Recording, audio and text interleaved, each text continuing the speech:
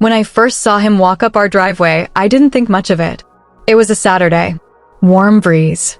The kind that makes the curtains dance just enough to remind you life can still be soft. My son had just joined the local football team a few weeks earlier, and I was still getting used to the idea of someone else coaching him, mentoring him. He walked up with a clipboard in hand, smile as casual as a neighbor dropping by to return borrowed sugar. His voice was steady, coach-like, polite. He introduced himself, said my son had forgotten his water bottle again. And before I could say thanks, he'd already placed it on the porch rail, nodded, and walked off with that confident, grounded stride. It was nothing, just a small act of kindness.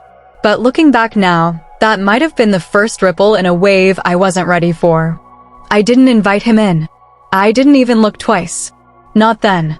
The next few weeks were a blur: work, cooking, practice, drop-offs, errands. Life was loud and predictable. But somehow, he kept showing up when no one else was home. Sometimes it was about football gear. Sometimes just to update me on my son's progress. He's got good instincts, he'd say, and a hell of a left foot. Other times, it was just because he was already passing by. Thought I'd check in, he'd add casually. It was easy to chalk it all up to kindness. A coach who cared. A man doing more than what the job required. He'd linger on the porch, and we'd end up talking, sometimes for 10 minutes, sometimes for 30. He never pushed, never pried. But he listened. And I mean really listened. And when you're a single mom who's been holding everything together with invisible thread, that kind of listening, it feels like water to dry soil. We built something slow, harmless, innocent. He'd show up with a smile and a story. I'd offer coffee. He once fixed the handle on the screen door without me even asking. It felt nice. Natural. Like catching your breath without realizing you were holding it. One night, after a particularly long practice, he dropped my son off and stayed a while. I had cooked too much again, and I offered him a plate. We sat across from each other, the television humming faintly in the background, my son upstairs showering, the dishes still warm from the pot. He complimented the food, joked about how he wished his players' moms all cooked like this. I laughed. We both did. There was nothing tense about it. Just two adults sharing a moment, with a lot unsaid beneath it. But then, things started shifting. Not on the outside, but in me. It was subtle. Like how you don't notice your heartbeat until it skips. I started noticing how he looked at me when I talked. Not in a weird way, just in a way that made me feel like I mattered. Like every word I said held weight.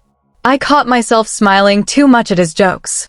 Standing just a little too long in the doorway after he left. And when he touched my hand, just for a second, while passing me a cup, I felt it. And I couldn't pretend I didn't. That night, I lay awake replaying that brief touch like it was a scene from a movie. I told myself I was imagining it. That I was tired. That it was just loneliness playing tricks on me. But deep down, I knew better. It all came to a head one night, one of those nights that feels like a scene someone else wrote. A storm had rolled in without warning. Thunder, hard rain, flickering power. My son was away at a weekend camp. The house was quiet, wrapped in shadows and candlelight. I was curled up on the couch when there was a knock. It was him, soaked, holding a bag of extra gear my son had left at practice. I invited him in. Of course I did. I wasn't thinking. He stood in the doorway, wet hair clinging to his forehead, water dripping onto the floor. I handed him a towel and made tea. We sat on the couch, the only light coming from a single candle on the coffee table. The storm outside made the silence feel alive. And when I reached for the blanket, he reached too. Our fingers touched. I didn't pull away. That moment, it didn't explode. It didn't burst into flames. But it burned. Quietly. Deeply. I remember the way we looked at each other, not as friends, not as neighbors, but as something else. Something heavier. I didn't kiss him. He didn't touch me. But everything in the room shifted. When he finally left, I stood at the window long after he disappeared down the road, wondering what the hell I was doing. The next week, I tried to avoid him. I didn't text back. I kept the porch light off. But he noticed. He came by, not unannounced, but unexpected. His tone was soft. "You've been quiet lately. Did I do something wrong?" I told him I was just busy, just tired. But even I didn't believe it.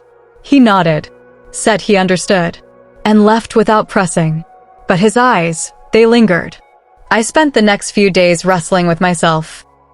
What kind of woman lets herself feel this way about her son's coach? What kind of mother? But the harder I fought it, the deeper it sank. And when the next storm came, like it was mocking me, I gave in. He stopped by again. This time, we didn't pretend. He sat beside me, wordless for a long time. Then he said, voice low, "I think about you more than I should." And for the first time, I didn't lie to myself. I whispered, "You're not the only one." We didn't do anything that night. We just sat there, in the soft flicker of candlelight, two people weighed down by feelings they didn't ask for. And somehow, that made it worse. Because emotional closeness? That's its own kind of intimacy. And it lingers. The next morning, I woke up and couldn't breathe. I packed my son's things and drove him to stay with his dad for a few weeks. Said I needed to focus on work. But the truth was I needed to breathe again. Before I left, I wrote him a note. Folded and left on the porch. "You were kind to me when I needed it most. But this can't be more than that." I didn't sign it. Didn't need to. He didn't show up again. Not for a while. And then, one night, long after I'd started putting the pieces back together, my phone buzzed. A message. "You weren't alone in feeling what you felt. I just hope you're okay." I stared at it for a long time. And then, I turned off my phone. Some connections don't need to be finished. Some stories aren't meant to have a final chapter. They live in the in-between. In glances, in storms, in almosts. Was I wrong for what I felt? Or just human? I still don't know. But maybe we all have a moment like this tucked somewhere in our hearts. One we remember, but never repeat. If you've ever been caught between what's right and what your heart whispers when no one's listening, tell me in the comments. And don't forget to subscribe to Tales of Lust, where every story leaves a mark.